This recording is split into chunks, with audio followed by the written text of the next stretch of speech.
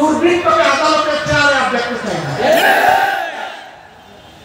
যারা বিবেকের এই আমানত রক্ষা করতে পারবে তাদেরকে আমরা আদালতের বিচারের আসনে সম্মানিত আসনে, যারা কারো মুখের দিকে তাকায় কোনো বিচার করবে না, বরঞ্চ নীতি এবং নৈতিকতার উপর, সাক্ষী এবং ফ্যাক্টের উপর, বাস্তবতার উপর যারা বিচার করবে, সেই বিচারের রায় যদি ভুল হয় তাও আল্লাহর কাছে তারা পুরস্কৃত হবে, কারণ বিচারের পদ্ধতি ছিল সঠিক।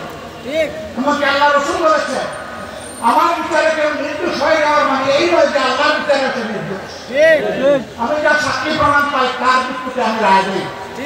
যদি কেউ ভুল চাকরির মাধ্যমে আমার কাছ থেকে ভুল রায় আদায় করে এর জন্য সে দেয়, এবং আসলে তার দারুণ শাস্তি হবে। একটা তার পাপের শাস্তি, আরেকটা বিচারাঙ্গনকে প্রতারিত করার শাস্তি। সম্মানিত ভাইরা, আমরা ন্যায় বিচার চাই। এই জন্য যারাই যেখান থেকে এই জাতির উপর জুলুম করেছেন তাদের সকলের বিচার এই জাতি দেখতে চায়। যারা শহীদ হয়েছে, আমাদের সাংবাদিকরা প্রশ্ন করে আপনাদের দলের কয়জন শহীদ হয়েছে? আমি ওই যত শহীদ হয়েছে সব আমাদের। অন্য দল তো দাবি করে, বলছে আমাদের দল কিটা জানেন? আমাদের দল হচ্ছে মানবতার দল। দল হচ্ছে 18 কোটি মানুষের দল। 18 কোটি মানুষ যেখানে আছে আমরা ওই দলে আছি। আমরা শহীদদেরকে কোনো দলীয় ভিত্তিতে ভাগ করতে চাই না।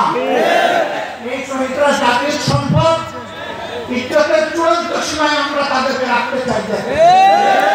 কিন্তু রাষ্ট্রের দায়িত্ব আছে। যারা লড়াই করে মুখে রক্ত দিয়ে, জীবন দিয়ে, যাদের সন্তানেরা, যাদের স্বামীরা, যাদের বাবারা এই সমাজকে মুক্তি এনে দিয়ে গেছেন, এই পরিবারগুলোর প্রতি সরকারকে অবশ্যই তার নৈতিক দায়িত্ব পালন করতে হবে। জাতিকেও দায়িত্ব পালন করতে হবে। এই জাতির অংশ হিসেবে আমরা একটু দায়িত্ব পালনের চেষ্টা করেছি। আমি মাপ চাইব শহীদ পরিবারের লোকদের কাছে। আমরা আপনাদের পাশে গিয়েছি আপনাদেরকে অনুগ্রহ করার জন্য, বরঞ্চ আপনাদের দোয়াকে নিয়ে আমাদের দিলটা, বুকটা শীতল করাচ্ছে।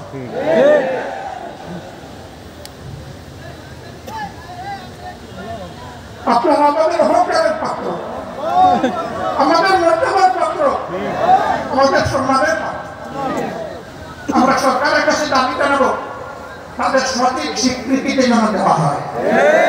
পাঠ্যপুস্তক কারিকুলামে আগামী দিনের নাগরিকরা যেন জানে যে তাদেরও আবু সাঈদরা ছিল, শহীদরা ছিল, শহীদরা ছিল, মুক্তরা ছিল, রিয়ারা ছিল, তুলের সন্তানও ছিল। এটা যেন তারা জানে। এই জন্য যারাই লড়াই করেছে দেশে বিদেশে সব জায়গায় সবাইকে অভিনন্দন জানায়। যুদ্ধরা তারা যুদ্ধ করেছে আমাদের সাথে সমানতা। বিজয় যুদ্ধরা বিদেশ এবং দেশ দুই জায়গা থেকে যুদ্ধ করেছে সমানতালে। আল্লাহ তাআলা তাদের সবাইকে দুনিয়া আখিরাতের মর্যাদা দান করুন। তাদেরকে দেশে মর্যাদার সাথে ফিরিয়ে আনা এই সরকারের দায়িত্ব। সম্মানিত ভাইরা, আমরা দাবি করি প্রত্যেকটা শহীদ পরিবার থেকে কমপক্ষে একজনকে যেন এই সরকার সম্মানজনক চাকরি তাদের হাতে তুলে দেয়। লড়াই করে যারা আহত হয়েছে, পঙ্গু হয়েছে, তাদেরকে যেন সম্মানজনক চাকরি দেওয়া হয়। তারা যেন আজীবন কারো করুণার পাত্র হয়ে না থাকে।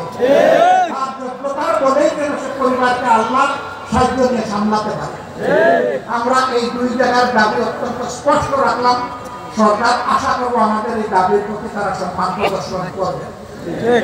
সম্মানিত ভাইরা, কিন্তু আমি পরিষ্কার বলতে চাই, এরা পরিবারের চাকরি পাওয়ার জন্য অথবা কারো একটু সহযোগিতার জন্য এরা কোনো লড়াই করে নাই।